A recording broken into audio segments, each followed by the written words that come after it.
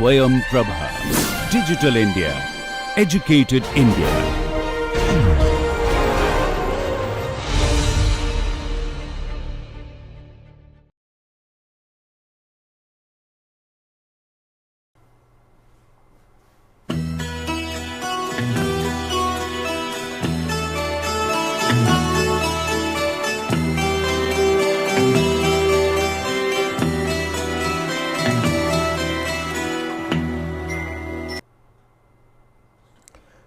This is a lecture on misalignment detection. Like we had in the last class discussed about unbalanced detection and how balancing can be done to prevent unbalances.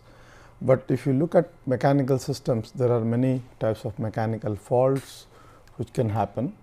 One of course is unbalance, which we had discussed, and the next most serious is the occurrence of misalignment between two shafts, and of course, there are related defect to misalignment like eccentricity of the rotor, shaft being bent or bowed, and maybe cocked rotor. So, and then because of misalignment or why things become loose, what happens if the foundation has become loose or what we know as soft foot foundation. So, how this occurs in machines is what we are going to discuss in this class, and then what are the methods to detect them, and then also tell about some things about how we can reduce the occurrence of misalignment etc. in a system. So, if I was to talk about misalignment, essentially in any plant, as you know, basically we have two systems.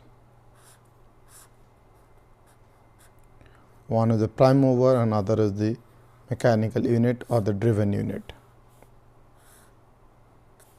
Okay. This is the prime mover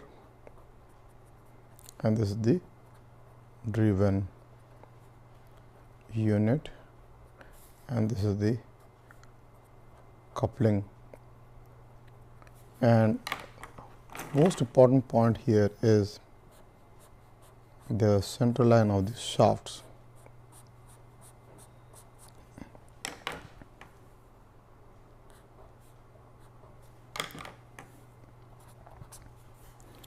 So,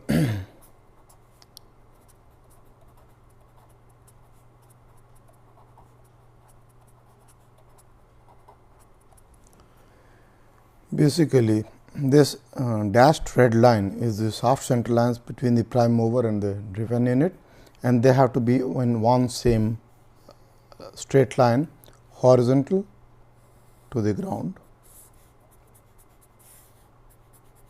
If you look in the vertical plane or if you look in the side view, this should make one single projection. Okay.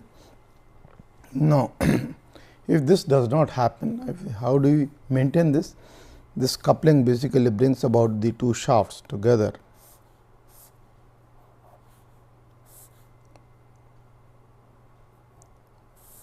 Basically, these two shafts are brought together by this coupling, because I have exaggerated it, and then they are bolted, the parts of the coupling are bolted and then the shafts are held together. So, if this is not held together, we will have certain problems. Okay. I will come to a description as to in the laboratory how we have discussed misalignment, but before that there are two serious types of misalignment which can occur in the shaft systems. Suppose I say this is shaft A and shaft B. By misalignment, I mean that shaft A and shaft B and this is the end of the coupling, okay, face of the coupling. This is one scenario wherein this shaft is offset, the axes are offset, and this is known as to be, and but they are parallel. Okay. this amount of offset could be about 2 to 10 microns or more, depends on the speed of the machine. In fact, there is a standard which specifies for a rotational speed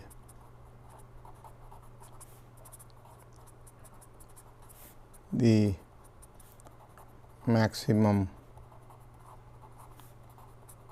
amount of misalignment, and these are available in handbooks.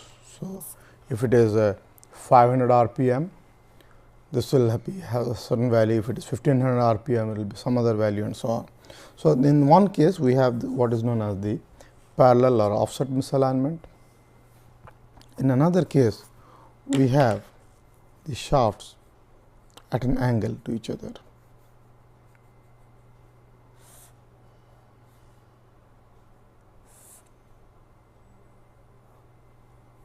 Okay.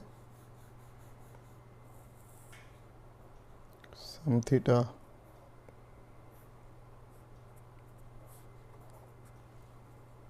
shaft A, shaft B. So, this is what is known as the angular misalignment.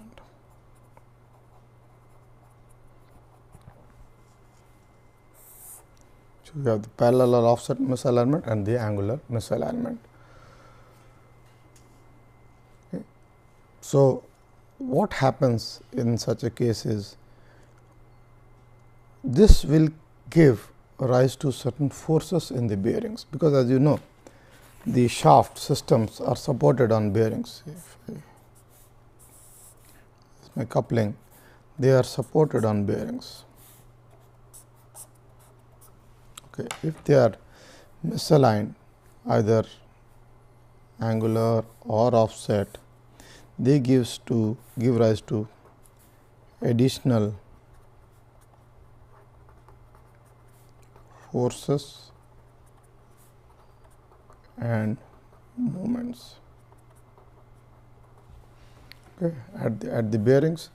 So, we will have a failure of the bearings because of misalignment, and then we notice a defect because there will be excessive vibrations at the bearings. But when there is excessive vibrations of the bearings, people are misled that they will say that the bearing is at a fault. But the problem is, the misalignment created a fault in the bearing, or in the previous case like we had seen, unbalances which went undetected created a problem at the bearings by giving in excessive loads or fatigue loads at the bearings. So, bearings are going to fail. So, to monitor a misalignment, we need to look into certain special characteristics of misalignment, which I will discuss later on in this class. But usually people in the industry are alarmed by having excessive vibrations of the bearing, and everywhere that is a problem you will face while doing CBM, because we do vibration monitoring or measurements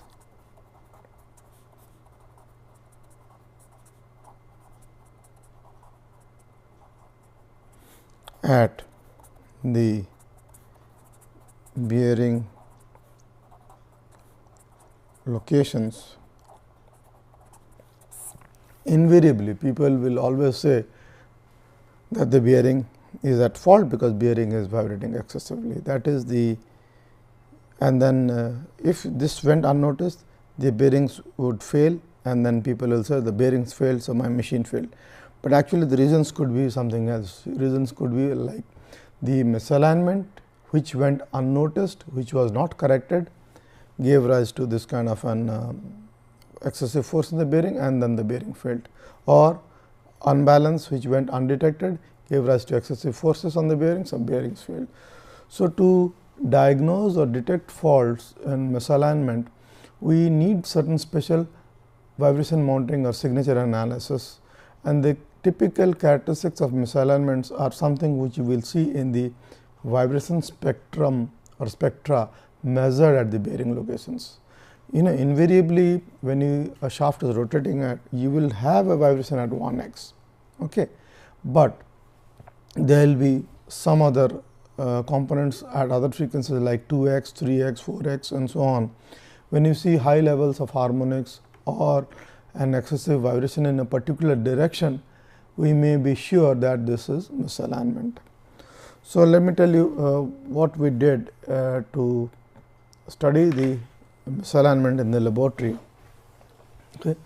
This is the setup which we are using in the laboratory, and in fact, we will be using this setup to demonstrate other defects like the eccentricity, like the bent shaft, the rubbing in the shaft, the cocked rotor, etc.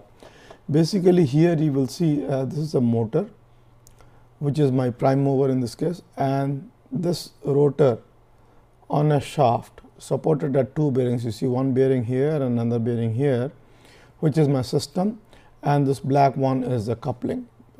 Okay. So, to introduce misalignment, we have this dials here which could be turned around, and this system could be loosened, and so that we can push either both of them away and create an offset misalignment, or if I just push one of them by holding one constant, then I can create an angular misalignment. Basically, to explain it to you again, if you look at the top view of the system,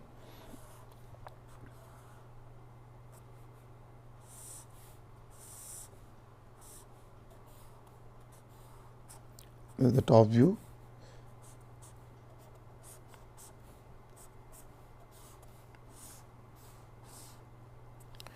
This is my motor, this is the coupling, this is the drive end bearing, this is the non-drive end bearing,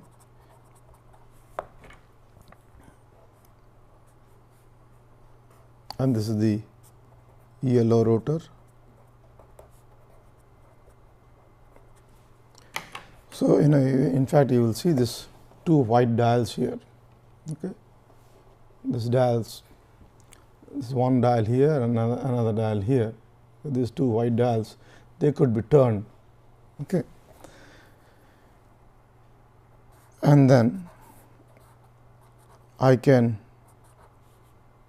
force this, move it, so that I will create an angular misalignment. And if I move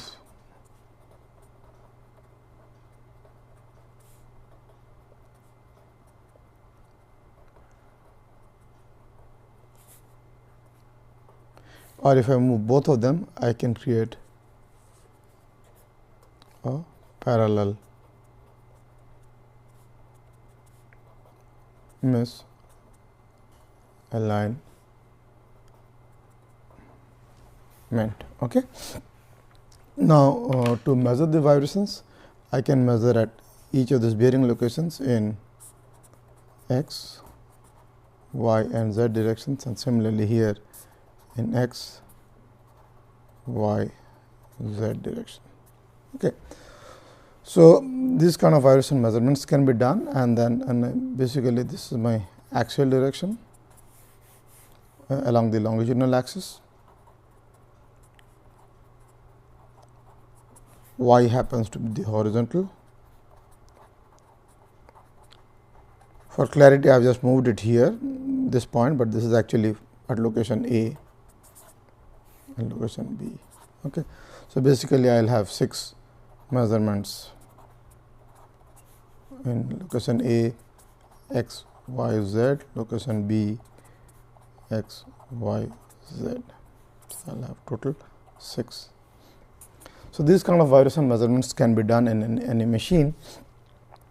Okay. In this case, to notice the angular misalignment, we are not moving point A. Okay. Now, this misalignment, amount of misalignment does depend on the flexibility of the coupling, and that is very, very important. Couplings play a major role in the prevention of misalignment. You would have heard of this flexible coupling, rigid coupling, or the universal coupling.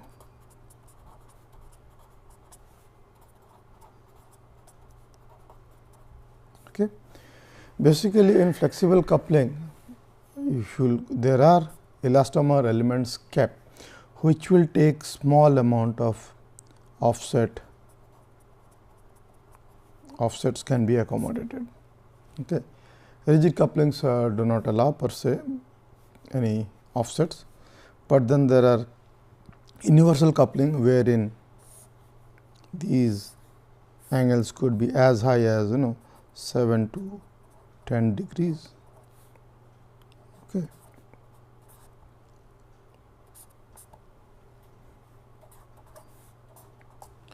A good example of universal coupling is what we know as Hooke's joint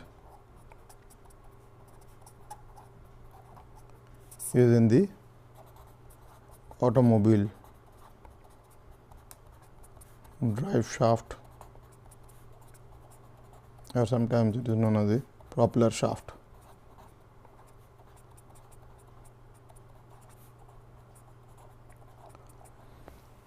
They can take good amount of angular misalignment. Okay. So, the couplings play a major role to accommodate such parallel or offset or angular misalignment between the driver and the driven unit. Okay. But despite having these couplings, we will still see lot of forces and moments coming at the bearing locations. I mean, why at all misalignment is a serious issue in machinery? Because for the fact that misalignment will load the system. So, when I give a power to a machine to run it, I am unnecessarily wasting the energy to rotate a misaligned shaft. For rotating the same misaligned shaft and the perfectly normal not misaligned shaft, I will require less power to rotate the normal or perfectly okay shaft than compared to a misaligned shaft. So, I do not want to waste power, and the other effect is if misalignment goes unnoticed for a longer time, the forces and the moments occurring at the supports are going to increase, the bearings are eventually going to fail and large clearances may occur in the bearings, and then things will be loose and so on. So, once we are talking about misalignment, some of the related issues with the other mechanical defects are, let me list them down. Related mechanical defects. One is rotor eccentricity.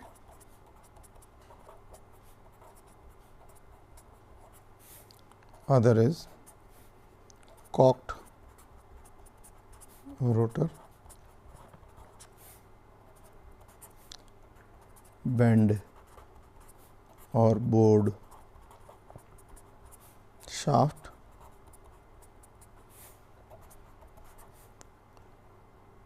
soft foot looseness. We are going to discuss about soft foot and looseness in few classes down the road. But the reason I wanted to tell you is, once we look into the vibration spectra,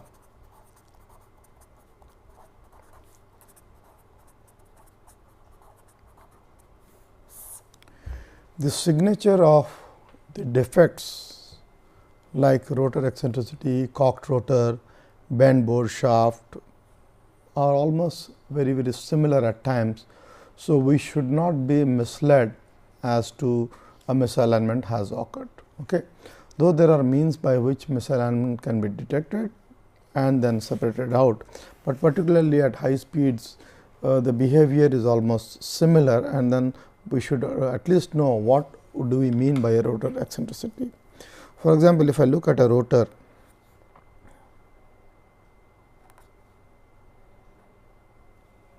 by rotor eccentricity I mean the rotor's center of mass is not at its center of rotation.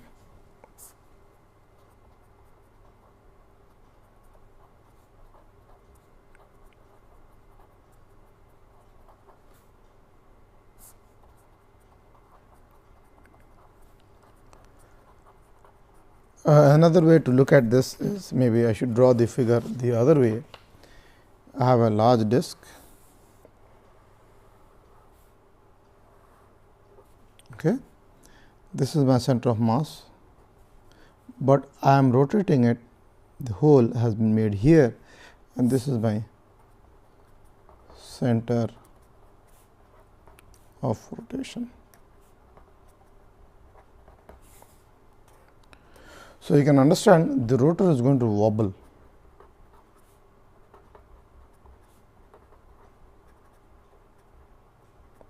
and make an ellipse like thing. At some point, if I should draw it.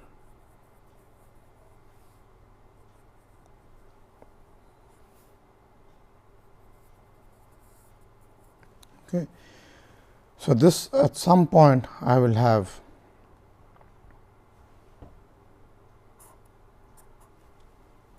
large forces, large displacement and less displacement. Okay. If this was a perfectly balanced and eccentric rotor,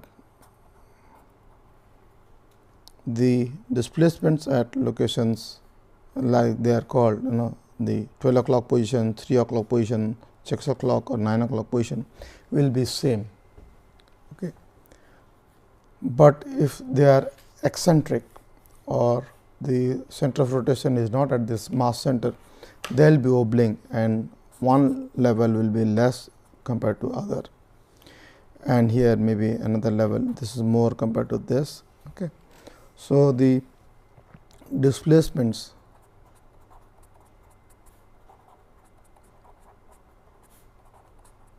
along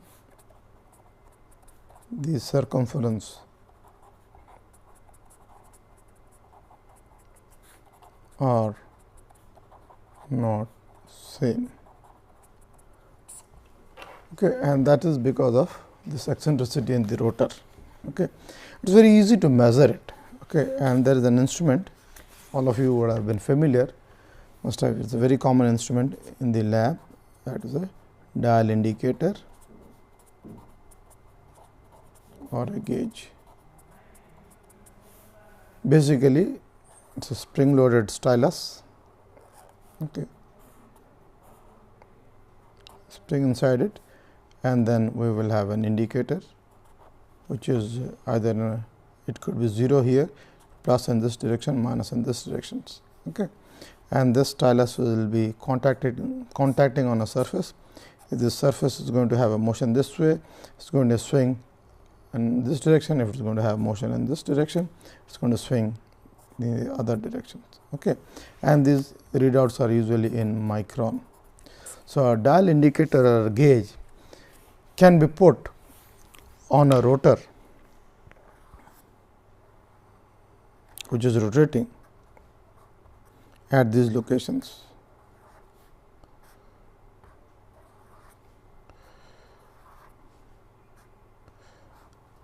This is basically the dial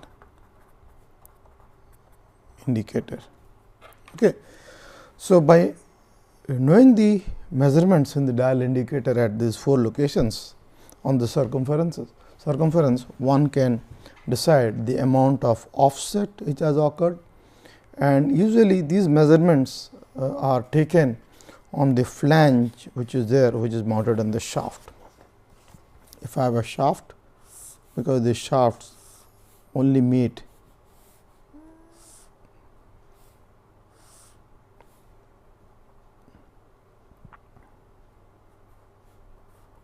at the coupling. Okay. If I was to align these 2 shafts A and B, whatever motion this is going to happen, this is also going to have the same motion. So, I can see the dial gauge reading here, I can see the dial gauge reading on this surface, and then as I rotate it, they should all get the same reading. Okay. If not, we will have to play around with the system, and that is how I will tell you. For example, in this system,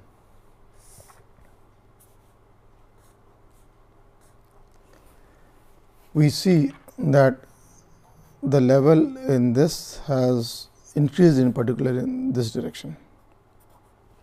Okay. So, in fact, in all of these foundation, there are very thick steel plates which are known as shims. Shims are very hard, wear resistant,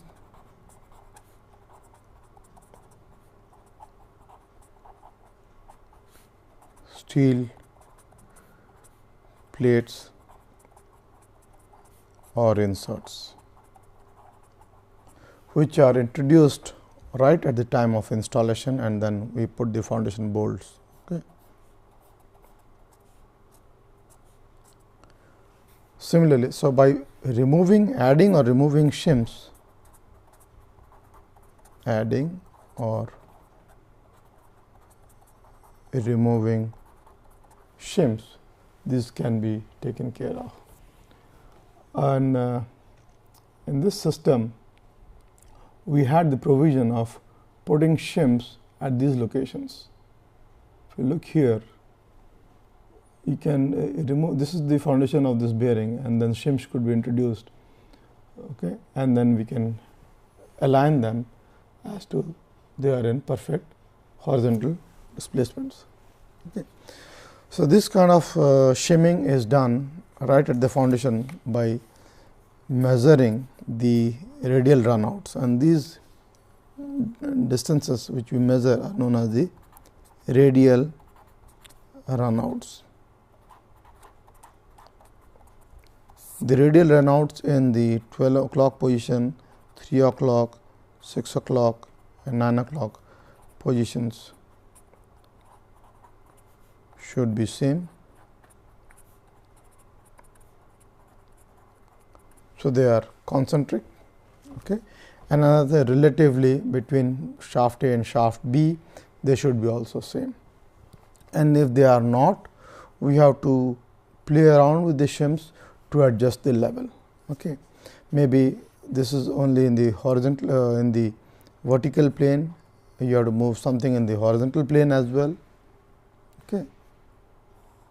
For example, in the top view, I have shims here, I have shims here, I have shims here, I have shims here. If I add or remove in one plane, I can reduce the angular. You can understand if there are, this is at elevated locations, this location is elevated compared to this will be having a rotation like this. Base plane, it may be like this. Okay. And this gives rise to what is known as the angular misalignment. So, by adding or removing shims, I can take care of the misalignment by either reducing the radial runouts or in both in the angular sense or in the normal vertical or horizontal sense. So, what are the factors which affect the misalignment? Of course, one is the machine speed, because if the machine speed is high, the forces will be high and the misalignment could be there. Coupling stiffness plays a very important role in the misalignment.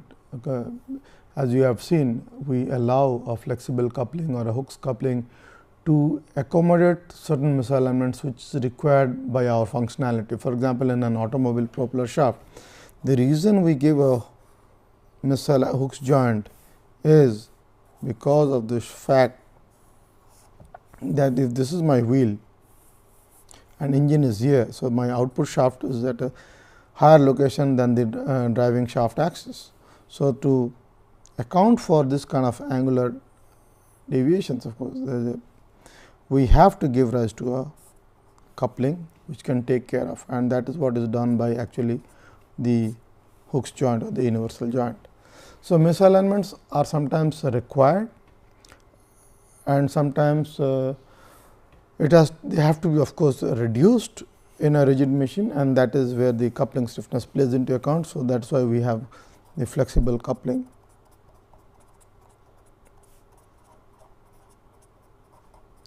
In the flexible coupling, if you look at the bolt holes,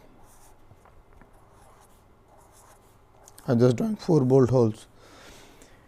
In every bolt, there will be provision to have an elastomeric insert,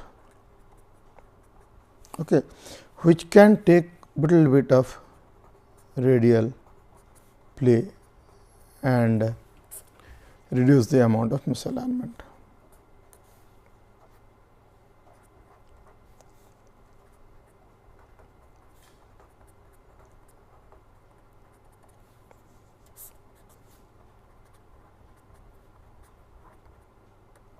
These are there kept in the machines to take care of.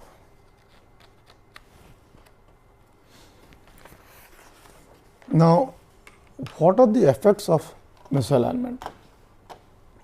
So, additional forces and moments at the bearing locations, okay, and these forces can be calculated, okay, forces and moments.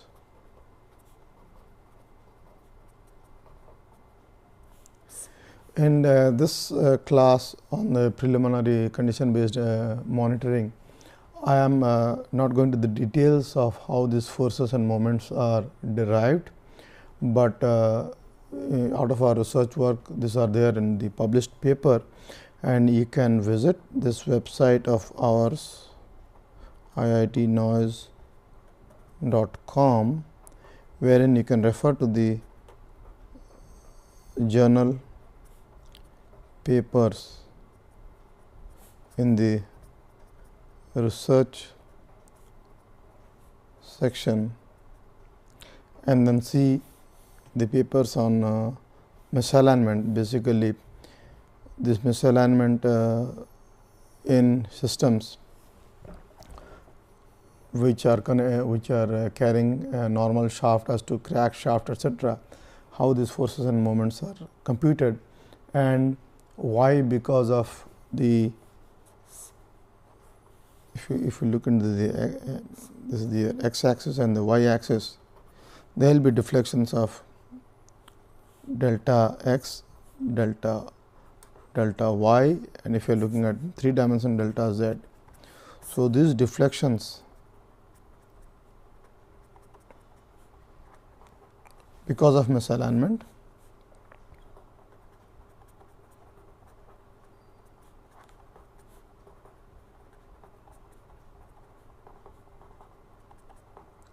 and the system already have stiffness. So, as you know, F is equal to K times delta x, F x, F y is a different K x, K y.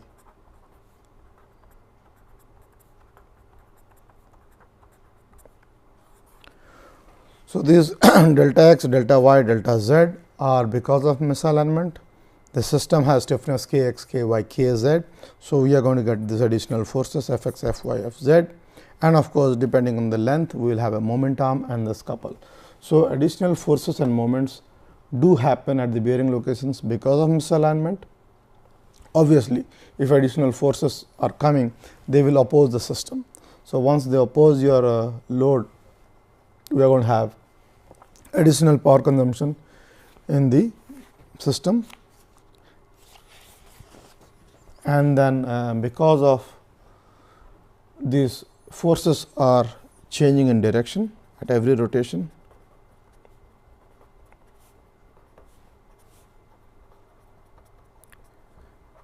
they will induce fatigue load.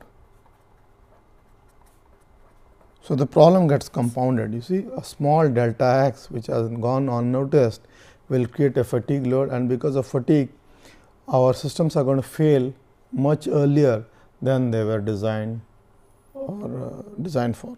Okay. So, to avoid such fatigue failure because of misalignment, we have to ensure that this delta x, delta y, delta z are kept to a minimum. So, how can this minor alignments be mitigated? Of course, we just discussed about flexible couplings, and then we have the universal coupling, and in the industry, particularly when we have a lot of high torque and power being transmitted or converted, we have what is known as a gear coupling. Gear coupling allows for certain linear movement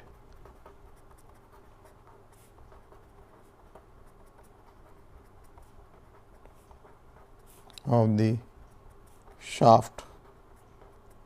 For example, if you think of it, one gear sitting like this, okay, and another gear sitting on top of it. Okay. So, there will be a slight amount of movement is allowed.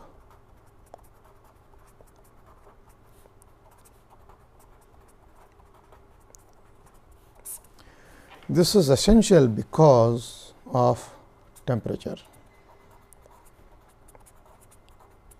particularly in industries. We have the systems rotating almost round the clock 24/7. Okay. And of course, there is a amount of forced convection, or there are blowers in the in the motors, okay, which cool the bearings, but sometimes we have large gearboxes. The temperatures becomes very hot. So, there will be small amount of thermal expansion.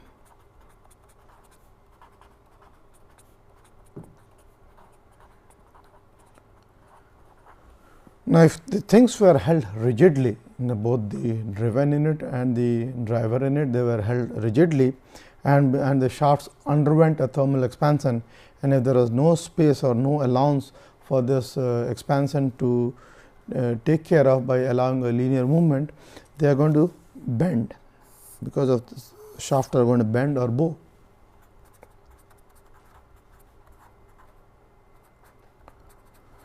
So, to allow for such thermal expansions, usually gear couplings are used, which will by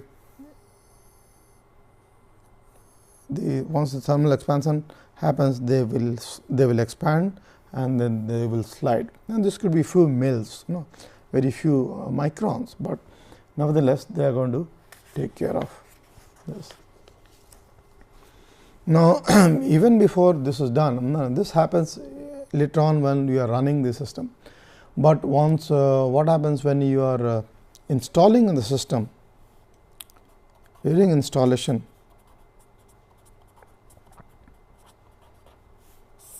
alignment has to be checked.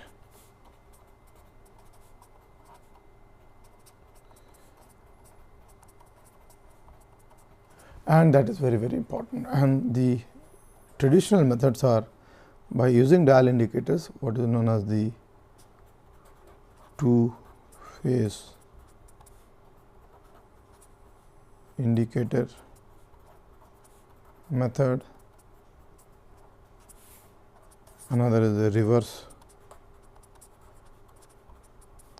dial indicator method. Of course, these were the preferred method in the industry, wherein you measure the radial runouts in the 4 different locations, that is the 12 o'clock, 3 o'clock, 6 o'clock, 9 o'clock locations, and then try to estimate the average radial runout, and then try to use the SIMS either in the vertical plane or in the horizontal plane or across the 2 foundation axes as I discussed. And then another method is the reverse dial indicator method, which is very popular, but of late people are using what is known as the laser based alignment system.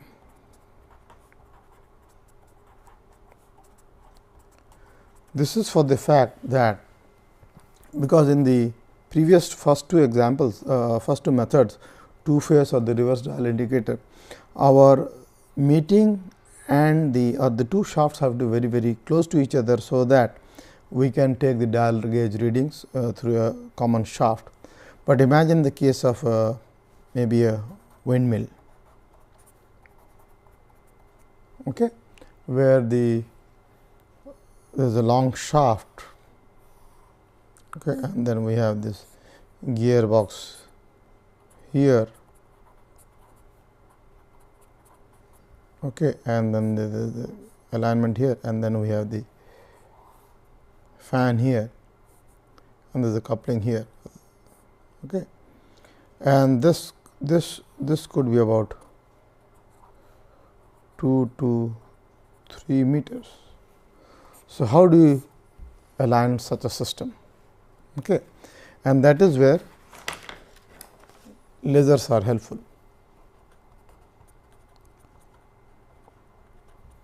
because lasers can travel straight line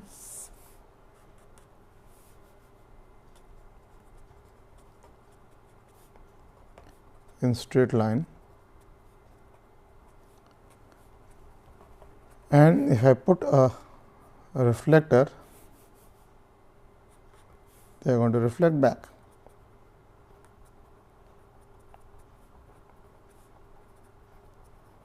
Okay. So, imagine if I have two systems, this is one flange and another flange. So, one scenario. Second scenario is, and this is, okay. In first case, if I shoot a laser beam, okay, it is normally incident, so it is going to reflect back. In this case, shoot a laser beam, it's not normal. So, if this is the normal, it is going to come out somewhere like this. Okay. So, if I have this is my laser transmitter is here, transmitter and receiver, okay, I should see a single dot. Come on, this is going in and coming in. Another way, if I put a mirror here, okay, at some point I have exaggerated it, I will be getting 2 points. Okay. So, I can play around with the shims at this locations, so that I align it and then ping it back, so that they all boil down to 1 point. So, in one of the mirror planes, one is this dot and another is this dot. So, I have to play around, so that both the dots come together, both the dots come together. Okay. So, the laser alignments are very, very helpful in this regards, and particularly you would have seen that when you go to an automobile garage, okay, the 4 wheels of the shaft of the vehicle have to be laser aligned. Okay. Basically, they use this laser based alignment systems also. They have a reflector, they have a mirror, and then they will make sure, and then here they can change the camber angle and the caster angle, and there are adjustment bolts wherein I can change the camber and caster angle to ensure that the wheels are aligned.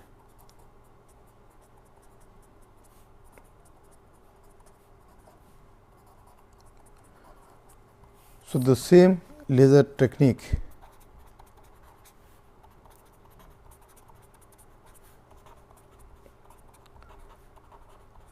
measurement alignment system is very popular to do machinery alignments. Okay. Now, I will come to what is the best way to find out whether a misalignment has occurred in a system through vibration monitoring. Okay. In this, what we do, as I was telling you, we will measure at any location the axial, vertical and horizontal vibration locations. And if you will see, if you will go back to the equations of flexible coupling or the Hooke's coupling, Hooke's joint. Okay. If I have an input shaft N and if I put a Hooke's joint, the output shaft is actually a function of, if this is rotating at omega, this output this is the speed, the output shaft speeds will be proportional to cosine 2 omega. Okay. So, this 2 omega comes. So, if I am rotating at 1x, because misalignment, I will have a strong vibration at its 2x in the axial direction.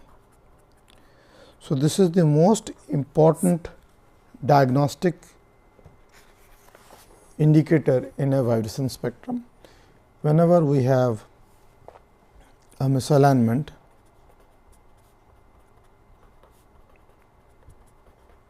as opposed to the unbalance it was strongly radial, here it is high axial at 2x frequency.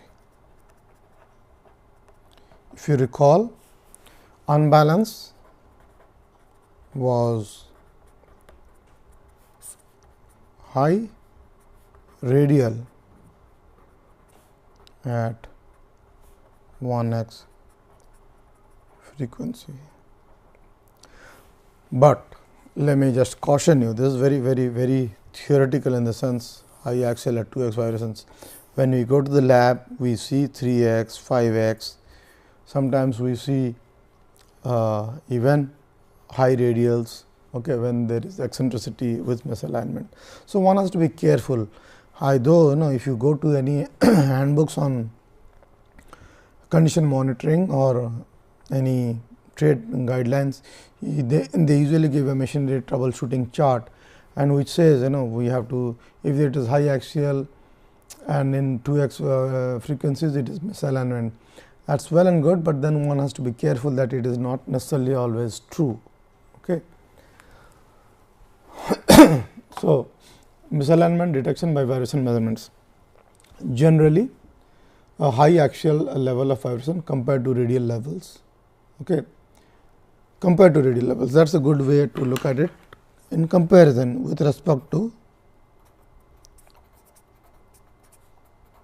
radial levels. But sometimes exceptions are there at parallel misalignment and so on. And now, what I am going to show you is, this is a case wherein we had the vibrating machinery rotating at 30 hertz, okay, and then we had different amounts of misalignment.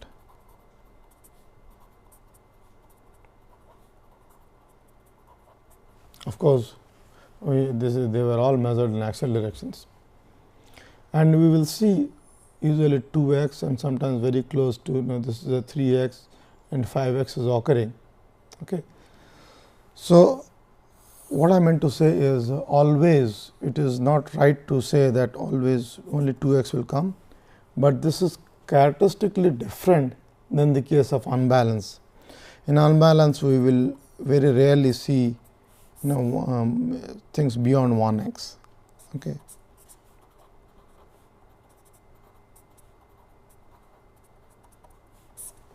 Okay. Of course, another thing is we have to take care of the phase measurements. Phase measurements do help us.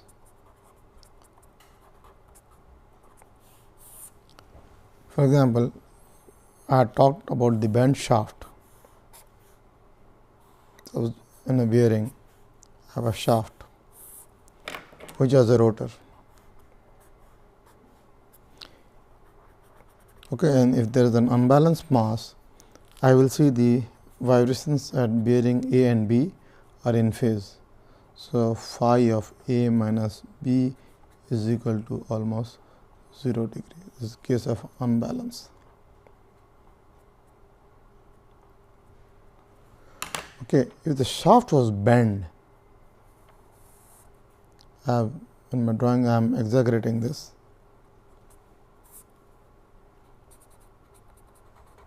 Bent shaft.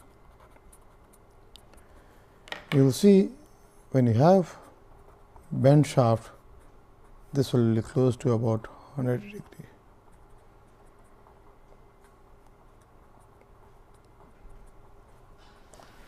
So, these are characteristics of the phase measurements or the characteristics of the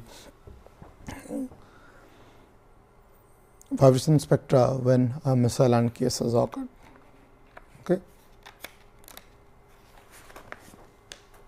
So, to summarize, in this class on misalignment detection, we studied about how misalignment occurs and why sometimes we have to purposefully give misalignment, so that this thermal expansion between systems can take place, and that is why in the industry we have a lot of gear couplings. In the automobiles we have the hooks joints because of the large angular deviations between the engine drive shaft or the crankshaft and the propeller shaft of the vehicle. Sometimes we allow misalignments because of installation defects, to few microns, and that can be accommodated by flexible couplings. Okay. But despite our best intentions of giving gear coupling, hooks joint, flexible coupling, the misalignment, as you have seen, will give rise to excessive forces or moments, and these forces and moments are time varying and they are periodic, and so they are going to induce fatigue loads at the bearings. So, bearings are eventually going to get subjected to excessive forces because of misalignment, and again because of misalignment, because these forces have come, we are unnecessarily using extra energy to overcome this resisting forces. So, the power consumption also increases because of misalignment. So, in an effect, this misalignment has detrimental effect into the health of the machine, which has to be avoided. To detect misalignment, basically at slow speeds we can turn around the systems, the shafts at the flange faces, and measure the radial runouts. The runouts should be the same in both the systems, that is the driven and the driving unit. If they are not, the runouts are not, we can play around by inserting shims at the foundation locations. So, that and then we can raise or lower the foundations as to the required amount of microns measured in the radial runouts, and once we have done that, we misalign the system. But for reasons unknown to us, misalignment does occur, it occurs in machine, and then the telltale sign to identify misalignment is to look into the 2x axial vibrations in the vibration spectra measured at the bearings, typically to distinguish themselves from unbalance. In unbalance, we have high radial at the 1x directions. Of course, when there is overhang rotors having unbalance, as we have seen, there could be also the axial components, but usually in the case of misalignment, it is the 2x axial direction of vibrations, which is very high. Okay. Thank you.